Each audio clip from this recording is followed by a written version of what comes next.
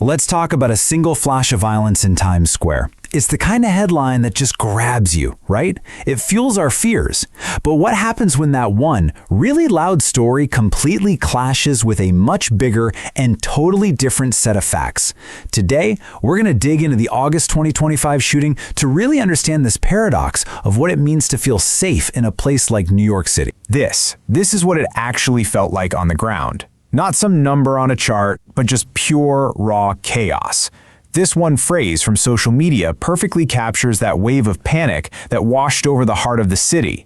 And that's exactly where our story kicks off. So let's nail down the specifics. We're talking early Saturday morning, 1:20 a.m. at West 44th and 7th Avenue. And look, this isn't just any street corner. This is the crossroads of the world, a place that's supposed to be all about energy and excitement, not a scene of fear. Okay, so in those first few moments, all the reports were painting this picture of just total confusion and alarm. You know, there was this ice cream vendor, a guy named Ahmed Talal, and he actually thought the crowd seemed kind of small that night.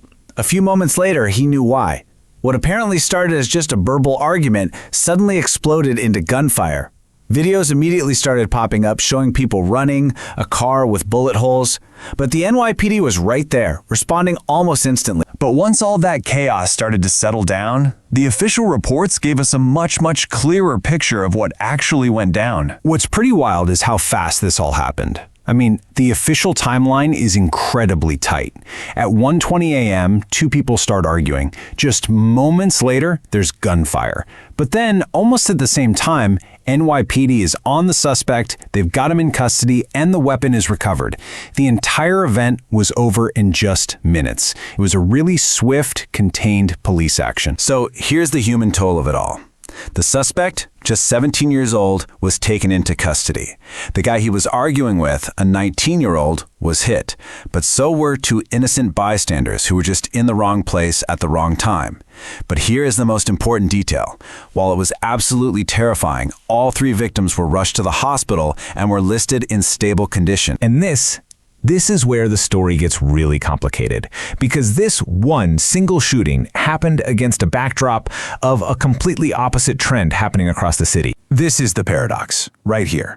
On one side, you have the scary, visceral reality of a shooting in one of the most famous places on Earth. And on the other side, you have hard data showing that gun violence across the entire city is at a record low. So how can both of these things be true at the same time? 23%. Let that number sink in for a second. That's the other side of this story. Through the beginning of August 2025, shootings in New York City had dropped by a massive 23% compared to the year before. And this chart really puts that number into perspective. So get this. By this same point in 2024, the city had recorded 535 shooting incidents. In 2025, that number fell all the way to 412. We're talking about the lowest it had been in decades. Statistically, the story was one of incredible progress. And it wasn't just shootings either. If you look at the first 7 months of 2025, homicides had also taken a nosedive, down by 25%.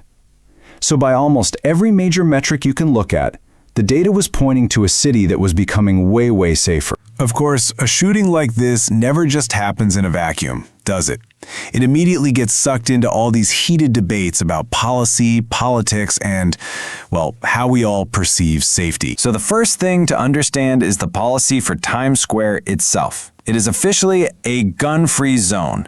This came from a 2022 state law that was designed to prevent exactly this type of violence from happening in crowded, sensitive public places. Which, leads directly to the critical question right here. A sign or a law can't really stop a sudden argument from turning violent on a dime. An incident like this one just throws the real-world challenges of these policies into the spotlight and kicks off a whole debate over what safety even means in practice. And you better believe this thing instantly became political fuel. Crime was already a huge issue in the mayoral race coming up. Debates around policing were already intense after a key primary election. And get this was the second high-profile shooting in Midtown in as many months. So it just compounded all that public anxiety. So where does that leave us? We're left trying to pull all these threads together. What does one shooting really mean when it seems to contradict everything the data's telling us? And this is it. This is the tension at the very heart of the story. The data, all the charts, all the numbers, they point in one direction, a safer city.